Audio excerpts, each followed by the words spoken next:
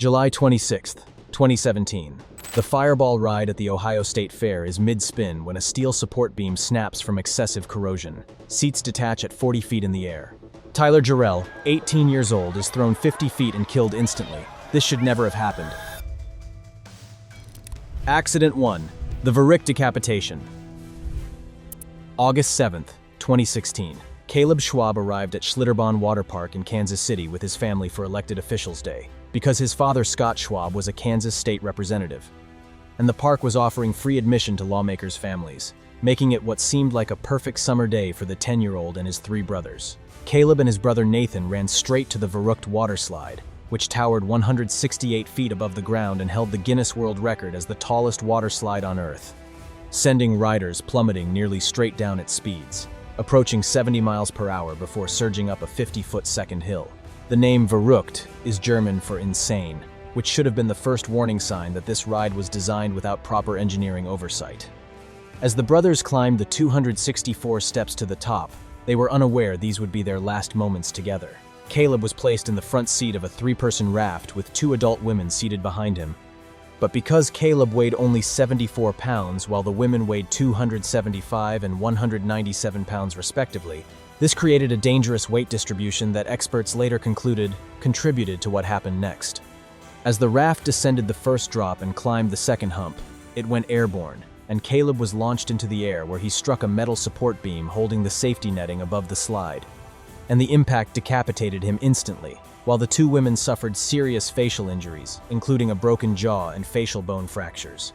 It took emergency responders hours to remove Caleb's body from the ride while his family waited below in absolute horror. The investigation revealed a pattern of negligence so severe it's almost incomprehensible that the ride was ever allowed to open.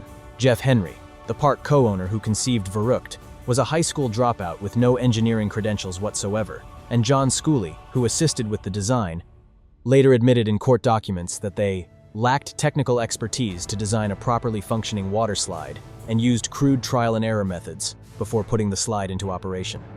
The indictments revealed that at least 13 other riders had previously sustained non-fatal injuries from contact with the netting above the slide before Caleb's death, but park officials had covered up these incidents to protect their business. Kansas law allowed water parks to be self-inspected, which meant Schlitterbahn could operate Verrückt without any independent verification that it was safe. Criminal charges, including second-degree murder, were filed against Henry and Schooley, but all charges were eventually dismissed in 2019 due to procedural issues, meaning nobody was ever held criminally accountable for building a death trap disguised as entertainment. The Schwab family settled their wrongful death lawsuit for $20 million. Verrückt was dismantled in late 2018, and Schlitterbahn, Kansas City closed permanently in September 2018. Accident 2. The Smiler Crash. June 2nd, 2015.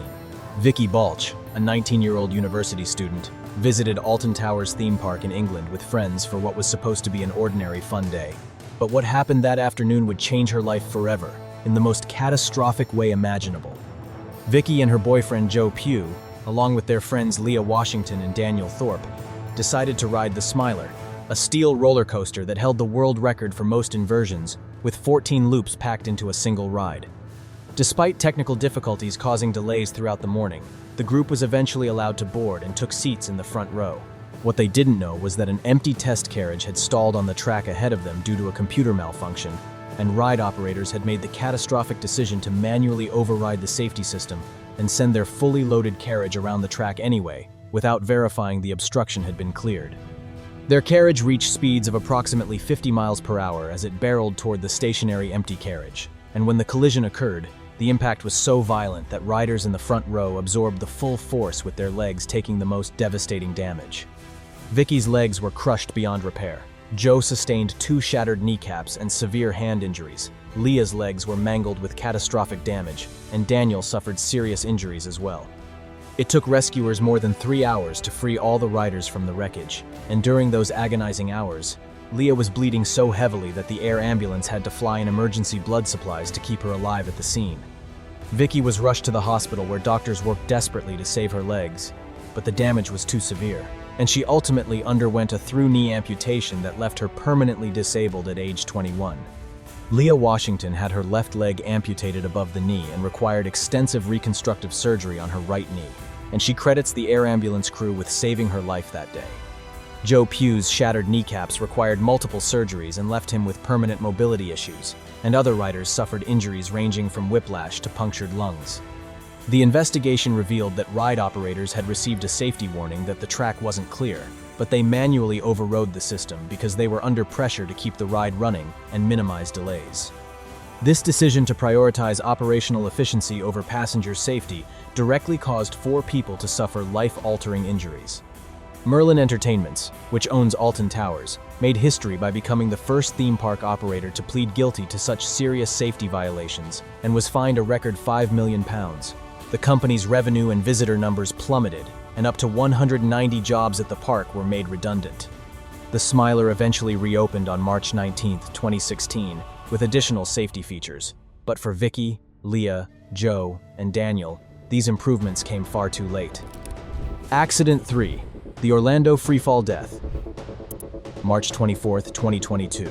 Tyre Sampson, a 14-year-old football standout from the street, Louis area, was visiting Orlando on spring break with his friend's family when they decided to visit Icon Park and ride the newly opened Orlando FreeFall drop tower. The Orlando FreeFall had opened just months earlier and was marketed as the world's tallest freestanding drop tower at 430 feet tall, taking riders up 400 feet before dropping them at speeds approaching 75 miles per hour. Tyre stood 6 feet 2 inches tall and weighed approximately 380 pounds, making him a large teenager but not unusually so for a football player. He was turned away from the slingshot attraction because he exceeded that ride's weight limit, but when he went to board the Orlando FreeFall, operators allowed him on despite the ride having a 287-pound weight limit. The ride had no seatbelts, only an overhead harness restraint, and because of Tyre's size, the harness didn't lock properly over his body, leaving a dangerous gap that should have prevented operators from allowing the ride to start. But investigators later discovered that maintenance personnel had manually loosened and adjusted the harness proximity sensor in Tyre's seat to allow for larger riders, which meant the ride's electronic safety mechanisms gave a false green light, even though the restraint wasn't actually secured. This adjustment was done deliberately to accommodate larger guests and avoid turning away paying customers, which means operators knowingly sacrifice safety for profit. As the ride dropped, the inadequate restraint failed to hold Tyre in his seat, and witnesses reported seeing him slip out of the harness approximately 70 feet from the ground when the magnetic brakes began to engage. He fell more than 100 feet and struck the pavement below with catastrophic force, suffering fatal injuries. Tyre was pronounced dead shortly after reaching the hospital. The investigation revealed that former maintenance technician Austin Campbell Alexander had noticed safety issues with the seats in January 2022, 2 months before Tyre's death, and had reported that operators were manually bypassing seat sensors to accommodate larger patrons over the manufacturer's limits. Despite these warnings, the ride remained open when it should have been immediately shut down. Tyre's parents filed a wrongful death lawsuit alleging that installing seatbelts to meet standard safety requirements would have cost only $22 per seat, totaling just $660, a negligible expense that could have saved Tyre's life. In December 2024, a Florida jury awarded $310 million to Tyre's family after a one-day trial in which the Austrian manufacturer Funtime never appeared in court to defend itself. The FreeFall ride was dismantled in March 2023, and Florida Governor Ron DeSantis signed the Tyre Sampson Act into law, requiring seatbelts and harnesses for any ride exceeding 100 feet in height and mandating independent regulatory inspections.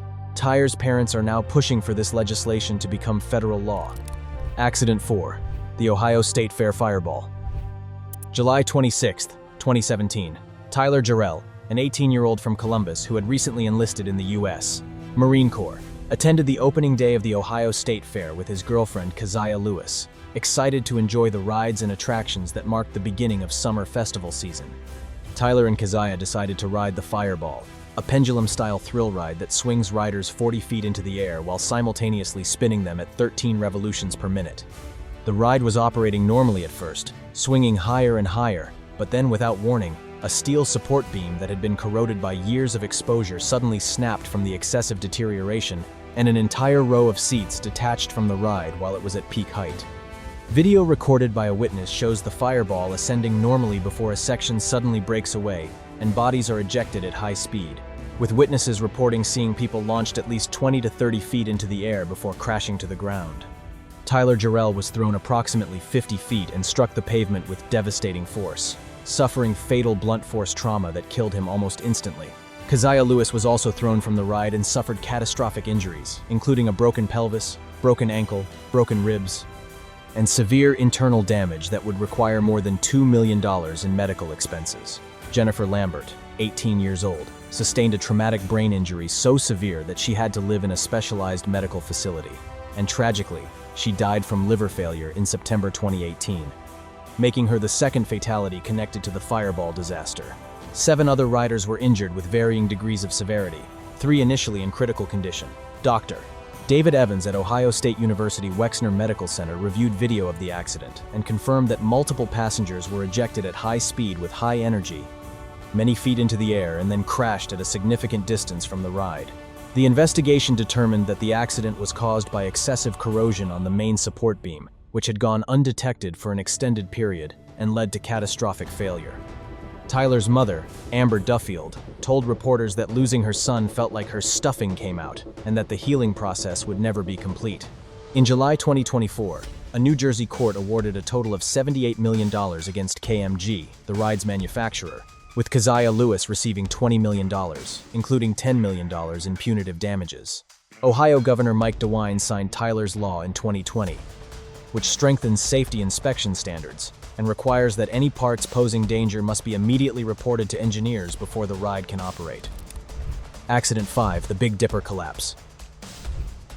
July 24, 1930.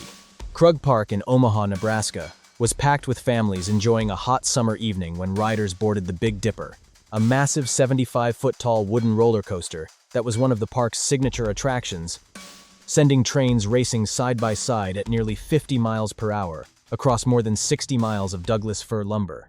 Around 7:40 p.m., 23 riders boarded the coaster in 4 connected cars and began the slow, rattling pull up the first incline. But halfway up the climb, disaster struck when a brake shoe on the lead car shook loose and fell onto the track. And before anyone could react, the car jolted sideways and smashed through the wooden guardrail. What made it worse was that the fall wasn't instant. Riders had a few terrifying seconds to realize what was happening as the car teetered on the edge. Witnesses said the victims were screaming and praying, tugging desperately at their seatbelts as the car pulled the other 3 behind it. One survivor shared that she thought just for a split second about jumping, but there was nowhere to go. Moments later, all 4 cars dropped 35 feet to the ground in a horrifying cascade of splintering wood and screaming metal. 4 lives were lost on the spot.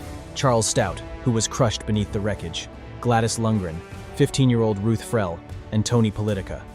17 others were gravely injured with broken bones, crushed limbs, and severe head trauma. Investigators discovered the tragedy was entirely preventable. The brake shoe had places for 5 bolts to secure it, but only 2 were used, and one of those had already worked loose from vibration and stress. When it struck the wooden crossbeams, it tore away the remaining support and sent the entire train plummeting. Inspectors also found rotted crossbeams and splintered rails so decayed they could be crumbled by hand, which meant the coaster had been operating in a dangerous state of disrepair for an extended period, without anyone taking action to fix the structural problems before they became fatal. After the tragedy, victims filed a lawsuit, but the financial compensation was pitiful. A mere $35,000 was split amongst all the victims, and many never even saw a cent of it because the park's finances were already in decline. The Big Dipper was torn down 2 years later, and Omaha banned roller coasters outright in the city limits. Krug Park itself, forever stained by the disaster, closed for good in 1940, and the site where 4 people died was eventually redeveloped, with no memorial to mark what happened there. Accident 6, the Jetline derailment. June 25, 2023. The screams of joy at Stockholm's Gröna Lund amusement park turned to terror when the Jetline roller coaster carrying 14 passengers derailed mid-ride, creating Sweden's worst theme park accident in modern history. Around 11:30 a.m., the roller coaster was dispatched for what seemed to be a normal run, but passengers who were familiar with the ride noted that it was bumpier than usual, not the fun kind of bumpy, but something that felt mechanically wrong. From the ground, people started hearing an awful metallic screeching, followed by the sound of the whole ride shaking violently. And then it happened. The front car flew off the track and the whole train jerked to a stop, dangling about 7 meters above the ground with one of the cars hanging sideways. People were screaming, grabbing onto the rails, and some were thrown right out of their seats in the initial derailment. Photos later showed people still stuck up there, gripping the ride and frozen in fear, while one man was straddling a beam below the coaster just waiting to be rescued. Emergency responders rushed in fast and the park was evacuated, forcing thousands of guests to leave. When it was finally over, the damage was heartbreaking. One woman didn't survive the fall, 9 others were hurt, and 3 of them were seriously injured with life-threatening trauma. The investigation reported that the catastrophic failure occurred as the train descended a sweeping curve between 2 brake sections when a metal control arm connecting the front wheel assemblies had snapped. This breakage of a critical component caused the lead car to lurch downward, striking the track repeatedly, and with each violent impact, passengers were thrown forward against their lap bars, resulting in 3 riders being ejected from the train. Having lost critical speed from the repeated impacts and structural damage, the crippled train ground to a halt in the following turn, leaving passengers suspended in their damaged seats high above the ground. The CEO of Grønne Lund, Jan Eriksson, declared June 25th a day of mourning for the amusement park, acknowledging that this was the darkest day in the park's long history of operation. Following the disaster, the park was closed for a full week, while investigators came in to examine every aspect of the Jetline's structure, maintenance records, and inspection history. The Jetline had been operating since 1988 and was considered one of Sweden's classic roller coasters. But the metal fatigue that caused the control arm to snap suggested that critical components had not been replaced on schedule and that the coaster had been running past its safe operational lifespan. The investigation is still ongoing, but preliminary findings suggest that regular stress testing of critical metal components was either not performed or not performed frequently enough to detect the fatigue fractures that were developing in the wheel assembly control arm, and this oversight allowed a preventable mechanical failure to claim a life and injure 9 others. Theme parks generate billions in revenue annually by promising safe family entertainment, but when operators prioritize profits over safety, cut corners on inspections, or allow rides to operate past their safe lifespan, the consequences are catastrophic. Caleb Schwab was 10, Vicky Balch was 19, Tyre Sampson was 14, Tyler Jarrell was 18. These weren't acceptable losses, these were preventable deaths caused by negligence.